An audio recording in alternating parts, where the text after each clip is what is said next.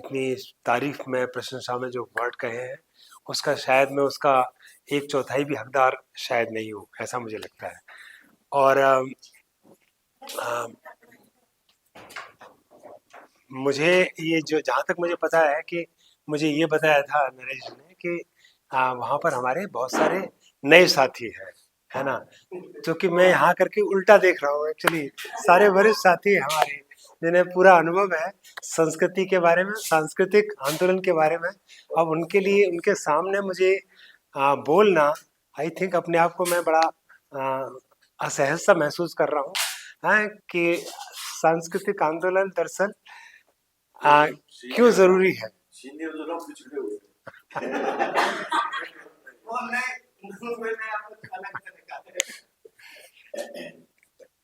Anyway, फिर भी मैं थोड़ा शुरू करता हूँ। कुछ चीज़ें जो मैं नोट करके लाया हूँ एक्चुअली, जो कि मुझे आपके साथ डिस्कस करनी चाहिए, ऐसा मैंने जो सोचा है उस पर मैं कुछ बात करेंगे आज। दरअसल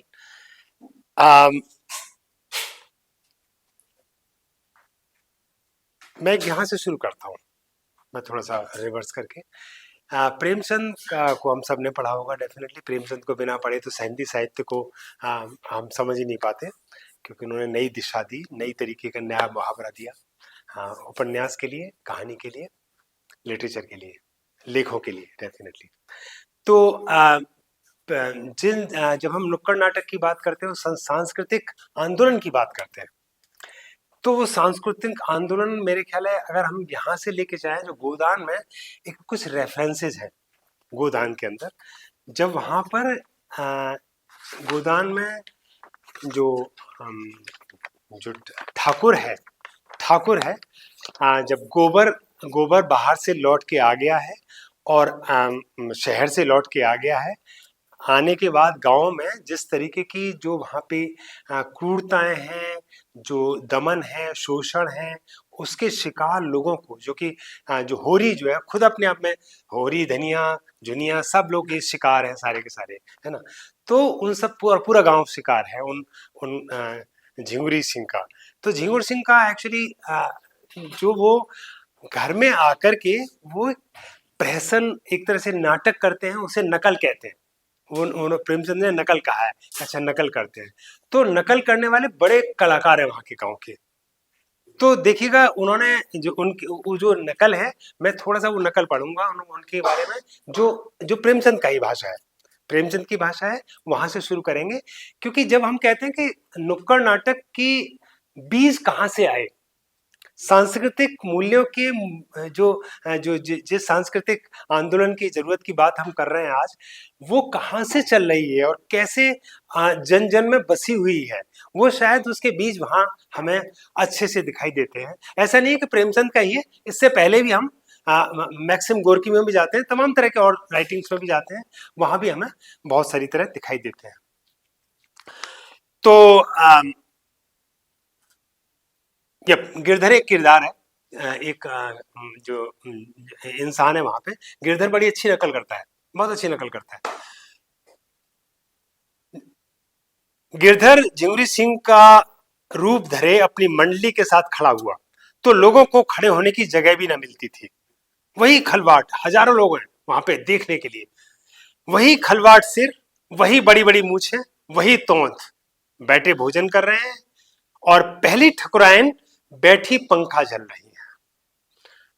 ठाकुर ठकुराइन को रसिक नेत्रों से देखकर कहते हैं, अब भी तुम्हारे ऊपर वो जौबन है कि कोई जवान भी देख ले तो तड़प जाए। और ठकुराइन फूल कर कहती है, जभी तो तुम ले आए नई नवेली, और उसे तो लाया हूं तुम्हारी सेवा करने के लिए, वो तुम्हारी बराबरी क्या करेगी। और छोटी बेबी ये वाक्य सुन लेती है और मुंह फुलाकर चली जाती है। दूसरे दृश्य में ठाकुर खाट पर लेटे हैं और छोटी बहू मुंह फेरे जमीन पर बैठी हुई है। ठाकुर बार बार उसका मुंह अपनी तरफ फेरने की कोशिश करते हैं, विफल चेष्टा करते हैं। मुझसे क्यों रूठी हो मेरी लाडली, तुम्हारी लाडली जहां हो वहां जाओ, मैं तो लौंडी हूं तुम्हारी, दूसरों की सेवा टहल करने के लिए आई हूं। नहीं नहीं नहीं नहीं नहीं, तुम मेरी रानी हो, तुम्हारी सेवा टहल करने के लिए तो वो बुढ़िया है। पहली ठकुराइन सुन लेती है और झाड़ू लेकर घर में घुसती है और कई झाड़ू उन पर जमाती है अच्छे से, और ठाकुर साहब जान बचाकर भागते हैं। ये एक नकल थी जिसके बारे में वो जिक्र करते हैं। अब दूसरी नकल जिसके बारे में हम दूसरी नकल हुई जिसमें ठाकुर ने 10 रुपए का दस्तावेज लिखकर 5 रुपए दिए, शेष नजराने और तहरीर और दस्तूरी और ब्याज में काट लिए। किसान आकर ठाकुर के चरण पकड़कर रोने लगता है। बड़ी मुश्किल से ठाकुर रुपए देने पर राजी होते हैं। जब कागज लिख जाता है और आदमी के हाथ में 5 रुपए रख दिए जाते हैं तो वो चकराकर पूछता है, ये तो 5 ही है मालिक। 5 नहीं है, 10 है, घर जाकर गिनना। नहीं सरकार, 5 है। अच्छा, 1 रुपया नजराने का हुआ कि नहीं हुआ? हाँ सरकार। एक तहरीर का हुआ? हाँ सरकार। एक कागज का? हाँ सरकार। एक दस्तूरी का? हाँ सरकार। एक सूद का? हाँ सरकार। 5 नगद हुए ना 10? हाँ सरकार। अब ये 5 भी मेरी ओर से रख लीजिए। कैसा पागल है? नहीं सरकार, 1 रुपया छोटी ठकुराइन का नजराना, 1 रुपया बड़ी ठकुराइन का नजराना, 1 रुपया छोटी ठकुराइन के पान खाने के लिए और एक बड़ी ठकुराइन के पान खाने को, और बाकी बचा एक, वो आपके क्रियाक्रम के लिए। ये प्रेमचंद लिख रहे हैं 1936 में बेसिकली।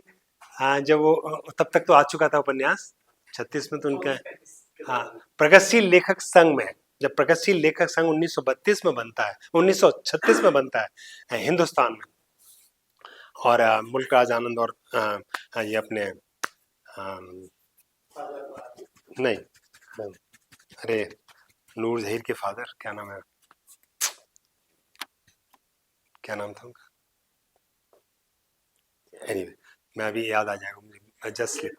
तो जब ये लोग यहाँ पर स्थापना करते हैं प्रगतिशील लेखक संघ की, तो एक एक मोमेंटम इस कदर आता है, और उस पहला जो अधिवेशन हुआ, उस अधिवेशन को प्रेमचंद ने संबोधित किया। प्रेमचंद उसके अध्यक्ष बने, और उसमें उन्होंने जो उनका जो भाषण है वो पढ़ने लायक है।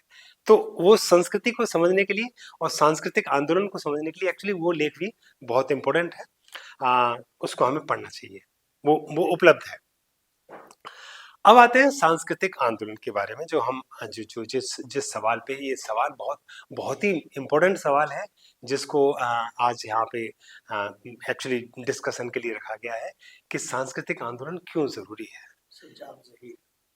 सज्जा जहीर, बहुत बहुत शुक्रिया। सज्जा जहीर, नूर जहीर उनकी बेटी है, और तमाम, तो बेसिकली सज्जाद जहीर और मुल्कराज आनंद ने हिंदुस्तान में आकर के इस चीज को प्रगतिशील लेखक संघ से लेके आए।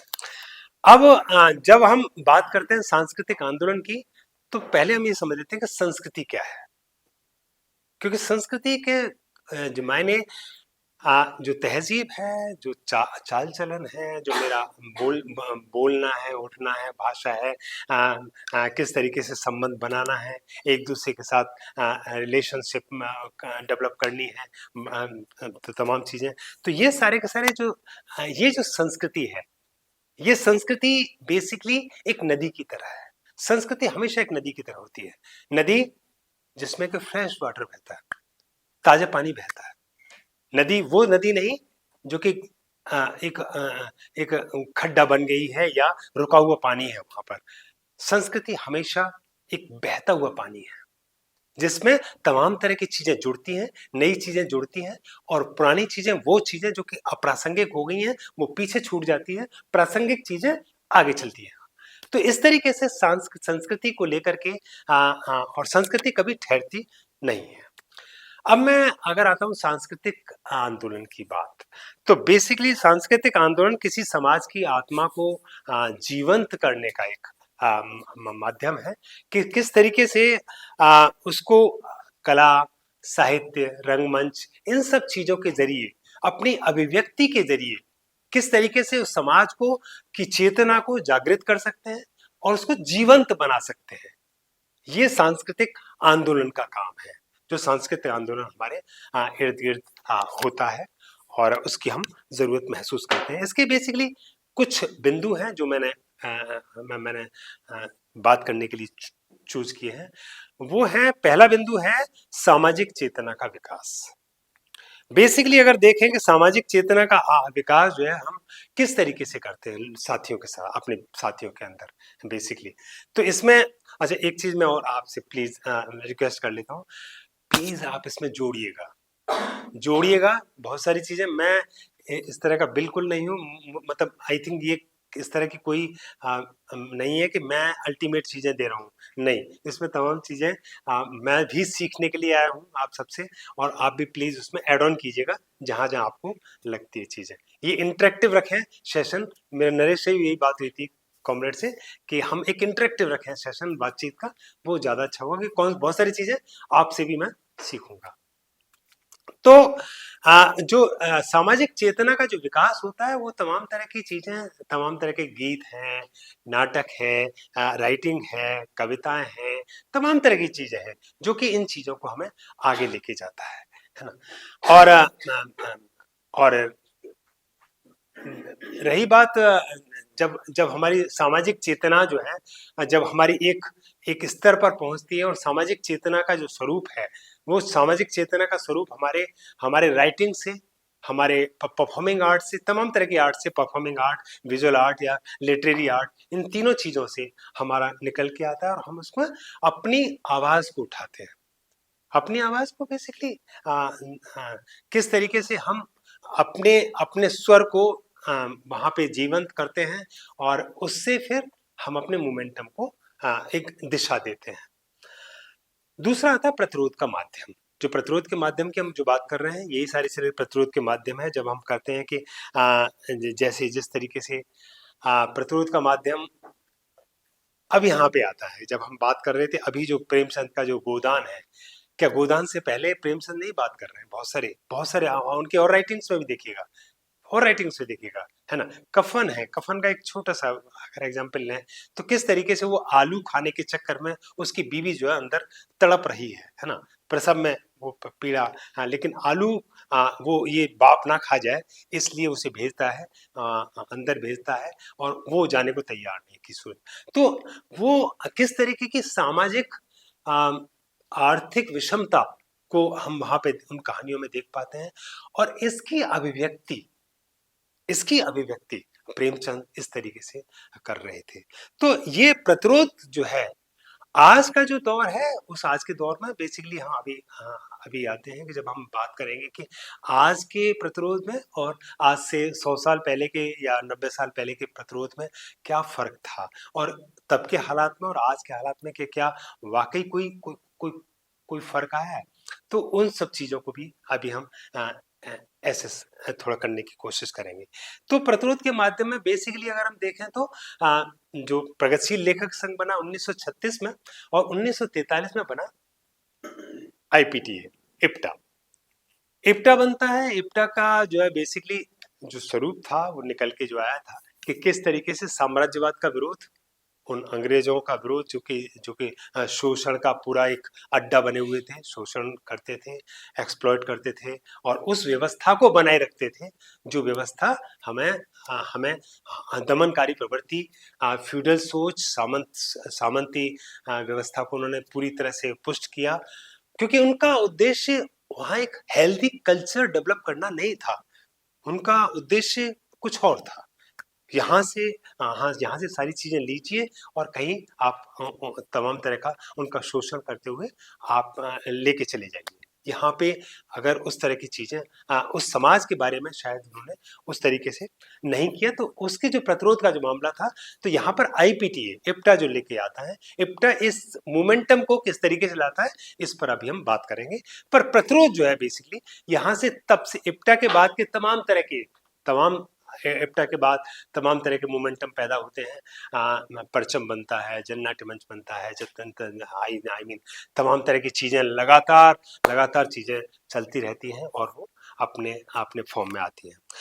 इसमें बेसिकली एक जो इम्पोर्टेंट है, जन सरोकारों से जुड़ाव, जो मुझे महसूस होता है, जन सरोकारों से जुड़ाव, जो कि बेसिकली एलिट ग्रुप के साथ ना रह करके उन जनता के बीच में जा करके जनता की बात को सुनना, जनता के मुद्दों पर नाटक करना, जनता की आवाज को उठा करके उनसे संवाद बनाए रखना, जो कि इप्टा ने एक्चुअली शुरुआत किया इसको लेकर के कि जनता के बीच में जाकर के वहां पर उन नाटकों को उठाना, उन प्रहसनों को उठाना, उन नौटंकी के जरिए करना, तमाम तरह की कविताओं के जरिए किया, जिसमें तमाम तरह के लोग हमारे साथ इस इप्टा के साथ एक्चुअली जुड़ते हैं, तमाम तरह की पर्सनैलिटीज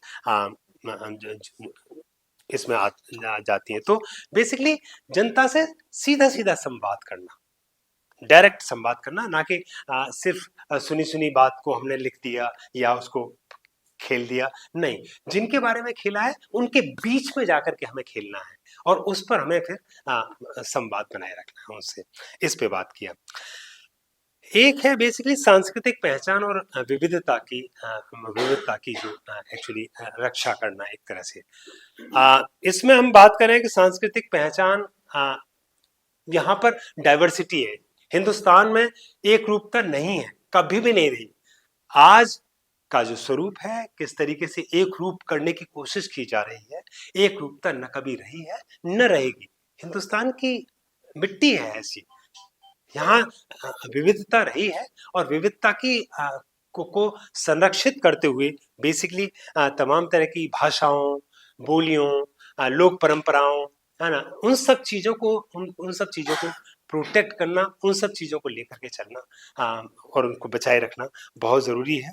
क्योंकि होमोजेनाइजेशन जो है, बेसिकली एक रूपता जो है, किस तरीके से खतरा होती है इसको हम अच्छे से जानते हैं और वहां पे आज उसको किस रूप में लाया जा रहा है, ये हम सब लोग महसूस भी कर रहे हैं कि एक एक ही एक रहेगा, बस एक ही का रंग रहेगा, एक ही आवाज रहेगी, एक ही चीज रहेगी, तमाम तरह की। तो बेसिकली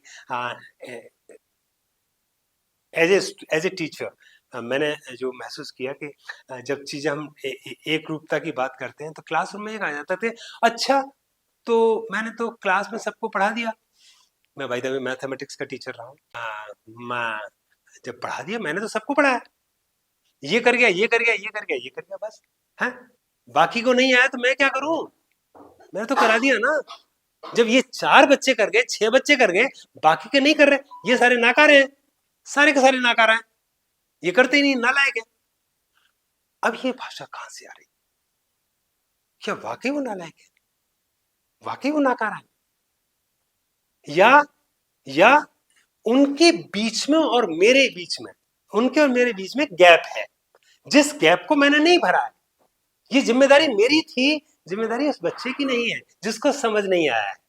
तो मैं कह रहा हूं कि यहां एक रूप नहीं सज सकता कि मैंने एक चीज सबको मैंने एक साथ लेक्चर दे दिया और सबको समझ आ जाना चाहिए। भाई जब एक को समझ आ गया तो सबको आ जाना चाहिए, नहीं होता, कभी भी नहीं होता। आपको वन ऑन वन जाना पड़ता है। हर एक की अपनी लर्निंग नीड्स हैं, लर्निंग डेफिसिट्स हैं, हर एक की कमजोरियां हैं, हर एक की अच्छाइयां हैं। उन अच्छाइयां और कमजोरी के साथ हम चीजों को सीखते हैं। तो उस चीज को लेकर के मैंने वहां से, जब इस चीज को मैं यहाँ देखता हूँ सोसाइटी के अंदर कितने तबके हैं।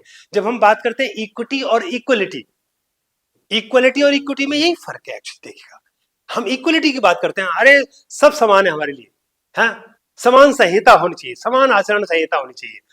अरे क्या बात कर रहे हो यार, समान आचरण संहिता डेफिनेटली आप करिए, लेकिन क्या आपने वो समानता पैदा किया वहां पर? समानता के लिए क्या आपको जो समता नहीं आना चाहिए वहां? जिस समता की बात करते हैं, समता मतलब इक्विटी, मतलब हर एक सोसाइटी में 5 लोग हैं, 5 की अपनी अपनी अलग अलग परेशानियां हैं, अलग अलग स्थितियां हैं, अलग अलग उनकी आर्थिक स्थितियां हैं। जब रिजर्वेशन की बात अंबेडकर बोलते हैं वहां पर, तो साफ तौर पर इस चीज को रखते हैं कि उसकी क्यों जरूरत है। तो इन चीजों को लेकर के मुझे लगता है ये बहुत जरूरी है किसी भी सोसाइटी को कि बहुरंगी जो जो स्ट्रक्चर है उसको हम कैसे पल्लवित करें और किस तरीके से उसको संरक्षित करें। तो ये बहुत जरूरी है हमारे आज के इस सांस्कृतिक आंदोलन को समझने के लिए। हाँ, डेफिनेटली लोकतांत्रिक मूल्यों को बचाए रखना ये बहुत जरूरी है सांस्कृतिक आंदोलन के लिए। निश्चित तौर पर राइट टू डिसेंट, असहमति का अधिकार, मतलब मेरे अंदर बिल्कुल बर्दाश्त की हद ही नहीं है। आपने एक बात कही और मैंने तुरंत उसका प्रतिरोध किया और मैं उससे बिल्कुल अगेंस्ट हो गया, या मैंने ये कह दिया कि मैं आपका बिल्कुल दुश्मन हूँ। ये क्या तरीका है? असहमति का अधिकार है, मुझे आपसे असहमति हो सकता है, आप मेरे से असहमत हो सकते हैं, मेरे किसी पॉइंट पर भी असहमत हो सकते हैं, आप अपना पॉइंट रखने का भी आपका अधिकार है, आपको राइट टू लिव भी है, जिंदा रहने का अधिकार है सबको सोसाइटी में। तो उन सारे वैल्यूज को, उन सारी लोकतांत्रिक अधिकारों को, लोकतांत्रिक चीजों को, लोकतांत्रिक प्रक्रियाओं को हम कैसे संरक्षित कर पाए, उसको भी, वो भी जो पॉइंट है वो इसके अंदर आता है। और आखिर में जो मुझे लगता है वो है एक सजग और संवेदनशील समाज की संरचना। ऐसा समाज जहां पर कि मैं अपने अपने साथी की, अपने पड़ोसी की, अपने दोस्त की, अपने परिचित की, जो भी मेरे आसपास रहते हैं, उन सब की स्थितियों को समझ पाऊं और जान पाऊं। तो ये जो जिस जरूरत की हम बात कर रहे हैं कि सांस्कृतिक जरूरत हमारी क्यों है, आंदोलन, सांस्कृतिक आंदोलन, और आंदोलन का क्या पहलू है जो कि हम आगे इसको देखेंगे। तो मुझे लगता है कि एक समाज को बेहतर बनाने के लिए और समाज को एक सजग और सचेत बनाए रखने के लिए ये कुछ पॉइंट्स है जिस पर हमने बात की। अब मैं एक बार इस पॉइंट पे आता हूँ बेसिकली, कि जब हमने देखा था कि इप्टा का काम जब शुरू हुआ था, आईपीटीए का काम जब 43 में शुरू होता है, और इप्टा के काम में बेसिकली इप्टा का काम रंगमंच की तरफ गया, एक तरह से परफॉर्मिंग आर्ट की तरफ गया, जबकि उससे पहले प्रगतिशील लेखक संघ बना था जो कि राइटिंग के लेखन का उसके अंदर आता है, और वो आकर के लगातार फिर ये 43 का ये दौर चलता है और लगातार उन सारे मुद्दों को जो साम्राज्यवादी ताकतों के एक बढ़ते प्रभाव को काउंटर कर रहे थे, गांव-गांव में जाना, गांव-गांव में नाटक करना, गांव-गांव में उन्हीं लोगों के बीच में चौपाल पे नाटक करना, गलियों में नाटक करना, और इस तरह की चीजें, छोटे छोटे नाटक बनाना, और लगातार डायरेक्ट भाषा का इस्तेमाल करना, सीधे सीधे इस्तेमाल करना, ताकि लोगों को समझना भी ऐसा नहीं है कि वो बहुत ही समझने में बहुत उन्हें दिमाग लगाना पड़ रहा है, सीधे सीधे समझ में आ रही है। तो इप्टा के दौर में ये अच्छे से हो पाया क्योंकि वहां के कई कारण थे उस टाइम पर, क्योंकि हमारा सेकेंड वर्ल्ड वॉर एक तो चल रहा था, सेकेंड वर्ल्ड वॉर के साथ साथ बेसिकली जिस तरह की स्थितियां हिंदुस्तान में बन गई थी, वो इतना इस कदर प्रभावित थी यहाँ पर, उसके उससे सभी पीड़ित थे, उस चीज को लेकर के भी वो आता है। इसमें एक और जो चीज थी बेसिकली, अगर आपको याद हो कि 46 में होता है, 46 में कुछ और भी प्रयोग हुए। इप्टा ने ही एक फिल्म को डायरेक्ट किया, प्रोड्यूस किया, धरती के लाल, जिसको ख्वाजा अहमद अब्बास ने एक्चुअली डायरेक्ट किया था, और उसमें बेसिकली बलराज साहनी, और कौन था बलराज साहनी,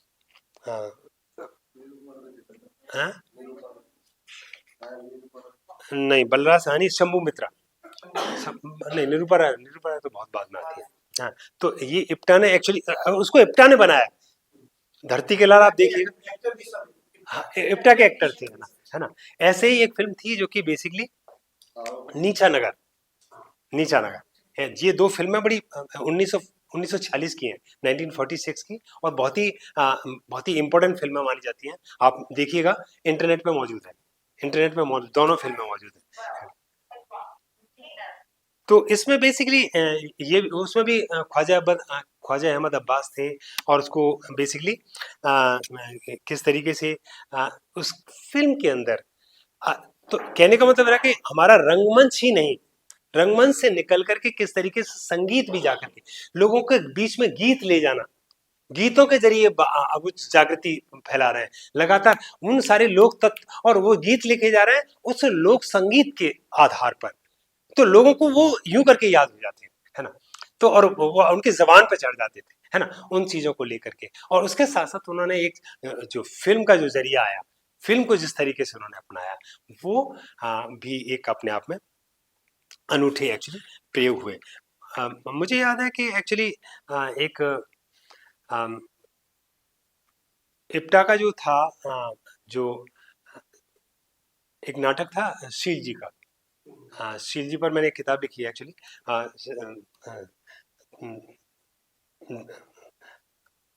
धार काफी है। शील जी की छोटी सी किताब, छोटी सी कविता है, नदी भवर न डालो, धार काफी है। तो मैंने वहीं से उठाया उनकी किताब का जो मैंने टाइटल दिया, धार काफी है। तो उस शील जी का एक नाटक है किसान, जिसको खेला पृथ्वीराज कपूर 53 में, है ना। और उस टाइम पर उसको नाटक को यूपी में उसके 790 शो हुए, यूपी में, सिर्फ यूपी में। और यूपी में खेलते हुए बेसिकली जब वो बनारस के, मुझे क्योंकि शील ने खुद लिखा है वहां पे एक जगह पे, कि जब वो शो करने के लिए जाते थे, बनारस में कहीं एक जगह जा रहे थे, तो लोग जो है कह रहे हैं कि अरे ट्रैक्टर वाला आ गया, ट्रैक्टर वाला आ गया, ट्रैक्टर वाला आ गया। तो ट्रैक्टर उस टाइम पर बेसिकली नई चीज थी। 1953 में ट्रैक्टर हिंदुस्तान में आना किसी रईस के यहाँ, वो उसके यहाँ आता था, और उसमें ट्रैक्टर का अच्छे से इस्तेमाल, कुछ नाटक के अंदर अच्छे से इस्तेमाल किया गया है। तो उसको लेकर के बेसिकली पृथ्वीराज कपूर का नाम भले ही ना जाने, लेकिन ट्रैक्टर वाला, ये ट्रैक्टर वाला है, ये ट्रैक्टर। तो आई थिंक वो नाटक इतना प्रचलित हुआ, 790 शोज एक्चुअली, है ना, 2 साल के अंदर जो नाटक के शोज करना अपने आप में रियली। तो मुझे लगता है उसको लेकर के भी इस तरह के जो प्रयोग थे वो इप्टा के दौर में हुए, और वो जन आंदोलन के तौर पर वो आगे आगे आगे निकल के आए। और इसमें इप्टा का जो एक और जो इम्पोर्टेंट चीज थी, वो थी जनता के अंदर सक्रिय हस्तक्षेप करना, और इसमें बेसिकली औपनिवेशिक शोषण और सामाजिक अन्याय के प्रति आवाज उठाना, सीधे सीधे आवाज उठाने की बात थी। समसामयिक मुद्दों पर प्रस्तुति, ये भी एक इम्पोर्टेंट थी। इप्टा का जो कारण था, इप्टा का मशहूर होना, और इप्टा की जो चीजें थी कि वो समसामयिक मुद्दों पर, आज के मुद्दों पर, आज के जब हम नुक्कड़ नाटक खेलते हैं, जतन नाट्य मंच जो जो नाटक खेलता है, कई बार उन नाटकों को ले लेते, उन मुद्दों को लेते हैं कि आप महंगाई का मुद्दा है, बेरोजगारी का मुद्दा है, औरतों पर होने वाली शोषण का मुद्दा है, इन सारी चीजों के प्रति, या मजदूरों का मुद्दा है, जो कि किसानों का मुद्दा है, उन सब चीजों को लेकर के। और जन नाट्य मंच लगातार इस दिशा में हम लोग काम करते रहे हैं कि जैसे जैसे कोई एक मुद्दा आता है, उस मुद्दे पर हम लोग डिस्कस करते हैं, आपस में डिस्कस करते हैं। हम महसूस करते हैं कि हमारी पर्याप्त समझ नहीं है। अगर हम महसूस कर रहे हैं, तो हम उस इंसान को बुलाते हैं जिसको उसके बारे में पर्याप्त समझ है, वो हमें थोड़ा सा इसके बारे में बताए, इसके इसके इसके जो है अंदर के जो इक्वेशंस हैं उनको बताए, जो कॉम्प्लिकेशंस हैं उनको समझाए, और उसके बाद हम नाटक बनाने की प्रोसेस से आगे गुजरते हैं। ये जन नाट्य मंच का तरीका, ये मेरे ख्याल है। चल, तो समसामयिक मुद्दों पर नाटक का जो मुद्दा है, जो एक्चुअली इप्टा के अंदर भी था, उन जय जय जय फेमिनिन, जैसे ये जो फिल्म थी धरती के लाल, ये बंगाल का जो अकाल था, जिसमें लाखों, दसियों लाख लोग मारे गए थे, बंगाल का अकाल, उस पर फिल्म है एक्चुअली वो, है ना। तो उसको, इन सब मुद्दों को लेकर के, कॉन्टेम्प्रेरी इश्यूज को लेकर, समसामयिक मुद्दों को लेकर के नाटक करना, परफॉर्मिंग आर्ट करना, या कविताएं करना, या तमाम तरह की स्पीचेस करना, ये जन आंदोलन के लिए बहुत जरूरी होता है। और